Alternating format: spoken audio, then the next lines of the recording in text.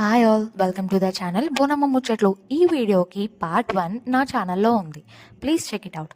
And next point, bad point, ఉమెన్ని involve చేయకుండా ఏ ఫైట్ ఉండదు కదా.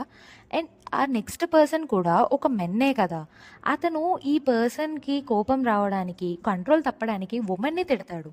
అండ్ చాలామంది ఆడవాళ్ళ వల్ల యుద్ధాలు జరిగాయి అని అంటారు కదా. ఇప్పుడు నాకు వచ్చిన డౌట్ ఏంటే, వాళ్ళ కోసం జరిగాయా ఆర్ వాళ్ళని ఇన్వాల్వ్ చేసి తిట్టడం వల్ల జరిగాయా? ఏదేమైనా నాకు ఒక క్లారిటీ వచ్చిందండి. మెన్కి కోపం తెప్పించడానికి కూడా ఉమెనే, కూల్ చేయడానికి కూడా ఉమెనే. మీరేమంటారు? And if you like the video, like, share and subscribe to my channel. Thank you for watching.